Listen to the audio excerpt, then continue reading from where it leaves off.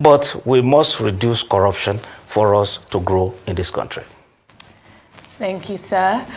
So I want to ask, what would you say to people who believe that only women in President Bola Ahmed Tinubu's administration are facing these repercussions of their actions? We had, before the suspension of the Humanitarian Affairs Minister, Betta Adu, we had the suspension of Halima Shehu as the NSIPA CEO. We have had allegations being put at the feet now of another minister, Bumi Tunji-Ojo, and we've seen allegations rise at different stages along the way. But 7 months in, some people are feeling that only women in this administration are suffering the consequences of these allegations. So what would you say to those people?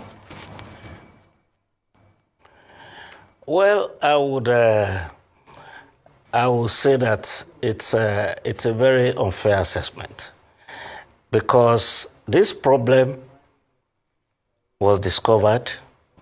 It was Betta that awarded contracts. She was the one that requested to transfer money to a private account. I would say that should not be used as a yardstick, but a mistake has been made of grave proportions. And when you look at it, who committed the infraction? Two ladies.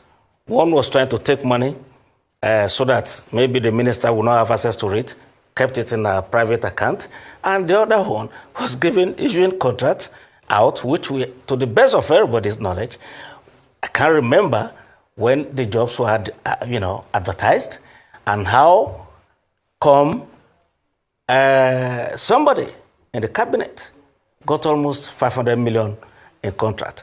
If the jobs were done, fine, and we have a register that is dependable, that you can count on, we will say, yes, it's okay. He probably made a mistake of allowing maybe a little bit of, what we call carelessness.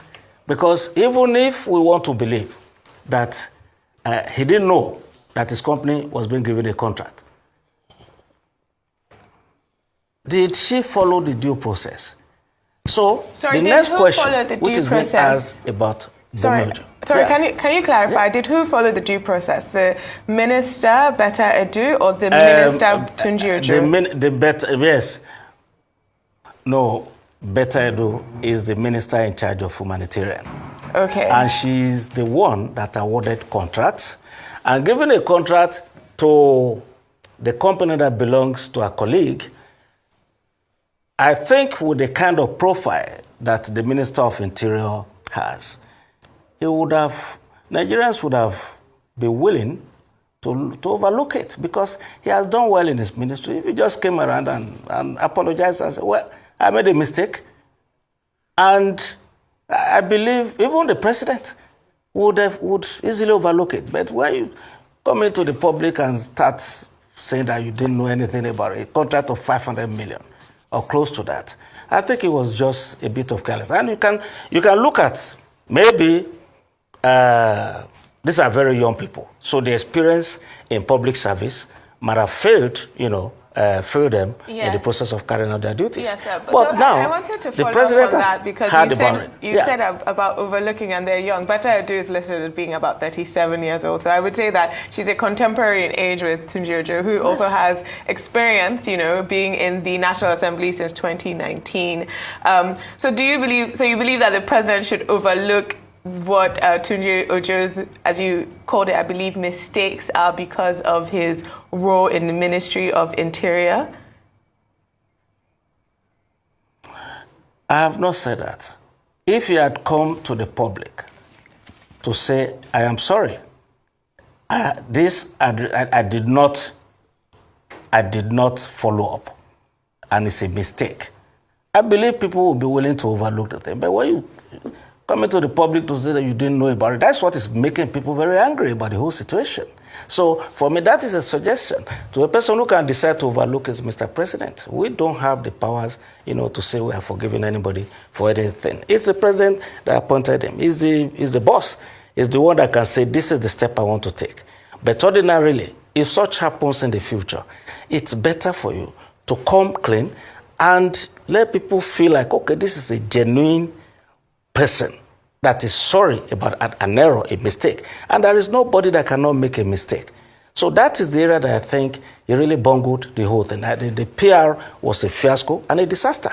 So for me, I mean, I know Toji very well, extremely polite individual. So, but I mean, I'm not the one to say whether he has to stay or whether he has to go. But the issue of women alone being suspended is not a deliberate action from Mr. President. And when you look at this situation, what happened with Beta is what happened. It's in the public domain. Now, the person who is a beneficiary from one of the companies or his company is a different question. Did he bid? Did his company qualify? Were people invited, to do this job? But if people just sit down and they allocate contracts and forget about the due process, then we'll be set back for another 30 or more years. Because before the BPP, that was the practice. But even now, with the BPP, people in Nigeria, they have looked for so many ways of circumventing the process. And so, but at least they still meet the minimum. If they've been able to meet the minimum, then he has gotten a contract. And like the way the man, the last speaker said, the government can make him to return the money because of conflict of interest. All right. And that could be a solution. But I think as far as the president is concerned, he's taken the correct step so far.